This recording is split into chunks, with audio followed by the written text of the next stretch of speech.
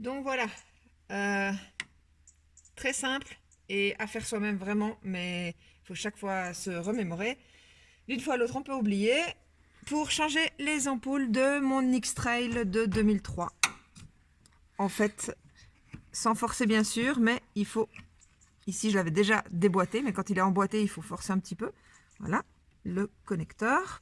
Ensuite, on enlève le caoutchouc de protection.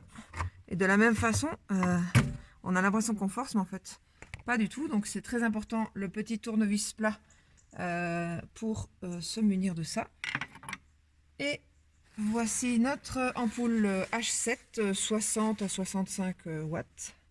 Et puis, on doit la mettre dans un sens précis. Donc là, vous n'allez peut-être pas voir grand-chose. Je vais essayer de mettre la caméra de ce côté-là. Petite précision, évidemment, avant de mettre la nouvelle, on va peut-être enlever celle qu'il y a. Hein. Je ne suis pas mécano, je suis une femme dans toute sa splendeur. Et donc, on va enlever celle-là. Alors maintenant, avec mes petits doigts, je vais un petit peu cacher tout ce qu'il y a. Mais il suffit, en fait, il y a un petit clip. Il suffit de pincer dedans. On pince dedans, puis on tire. Et puis là, en fait, l'ampoule, elle vient toute seule. Pose. Et alors, on peut voir. Alors, faites attention que certaines H7 sur le marché n'ont que deux petites languettes là. Et moi, j'avais acheté une comme ça. Et en fait, ça ne reste pas stable dans le socle. Donc, il faut bien faire attention en achetant une H7, que ce soit avec trois petites languettes pour l'X-Trail de 2003. Donc là, oui, je sais, j'ai pas de gants, etc. Mais je ne touche pas à l'ampoule. Hein. Je ne touche que la partie métallique. Donc il y a les trois petites languettes. Et il y a trois petites languettes ici. Eh bien, je la prends comme ça avec le pouce au-dessus. Ok.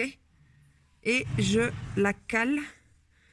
Il faut peut-être descendre un peu avec la caméra. Ouais. Je la cale en fait dans le socle. C'est-à-dire qu'il y a vraiment une position là où elle va se caler tout doucement, je trouve. C'est juste la glisser, mais il faut la glisser convenablement. Voilà, là, elle est bien glissée convenablement.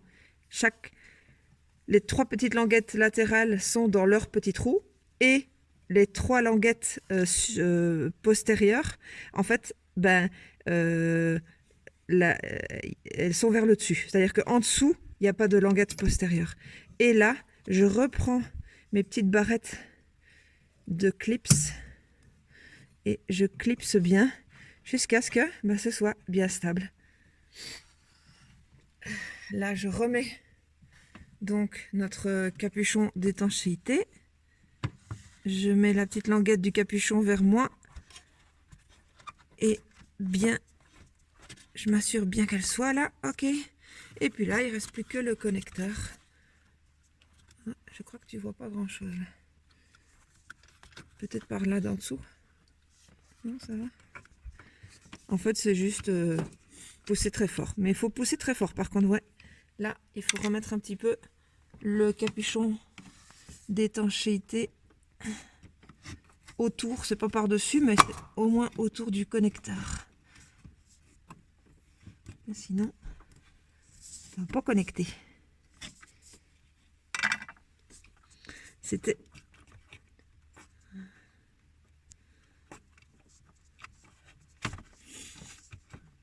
Voilà. Puis on va vérifier. Donc ça fonctionne.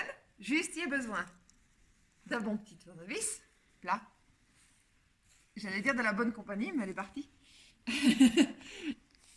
Un petit mouchoir et puis garder le sourire et la patience.